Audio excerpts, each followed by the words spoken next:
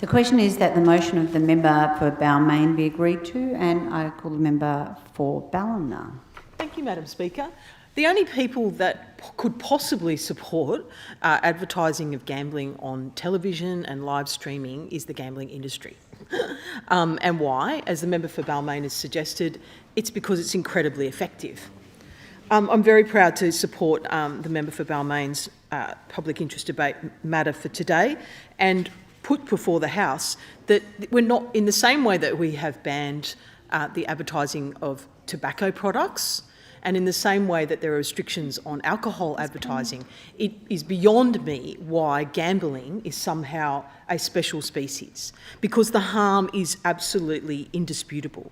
And I want to talk in particular about one of my constituents, Ben Hamilton, who's the founder of Kicking the Punt. And honestly, over the years, just the incredible stories of heartbreak with families and those with gambling addictions. But what we're talking about today is children who are being exposed. 30%, we heard from the member from Balmain that we've got children who are actually accessing their parents' phones and they're making online gambles.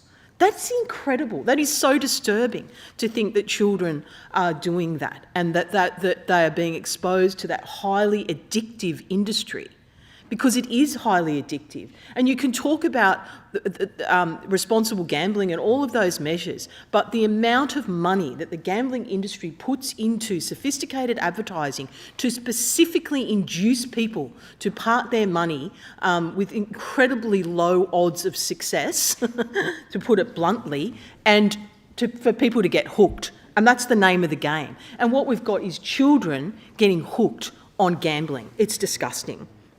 Consistent gambling advertising is normalising gambling and portraying it as a light matter while ignoring its devastating impacts. Gambling ads, Ben has talked to me a lot about that gambling ads should be at least restricted to specific times, like we see in South Australia. Advertisers should consider the long-term effects of gambling and add that to their messages. There's no warning, it just pops in, and there's absolutely no qualification that this may be a social ill that's about to be promoted. Ben has noted that he's received reports from the groups he works with that even self-exclusion from online advertising is not helpful. As soon as one self-excludes from receiving ads from one company, their data is sold to the next, and before you know it, you're receiving ads from another betting company. Now, that is adults with gambling addictions. Imagine what is happening to children, teenagers and young people before they've even had the chance to be able to think about these things. Gambling has taken over a sport.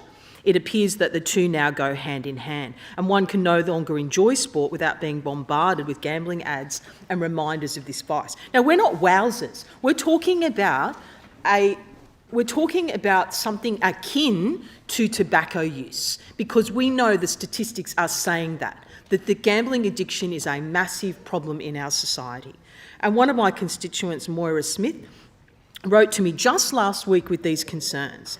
And I just wanted to quote from her that she says, "Tamara, every ad break there are more and more gambling ads showing just how easy it is for people to get into crippling debt that tears both families and individuals apart. Smoking has been banned from advertising. Why can't gambling? How can we make it happen?" Another state lobbyist, the Anglican Synod, has raised key points in their correspondence about recent research sponsored by federal, state and territory governments reporting that the prevalence of problem gambling has doubled over the last decade. That is not a coincidence that has doubled in an era of absolutely massive carte blanche online advertising of gambling.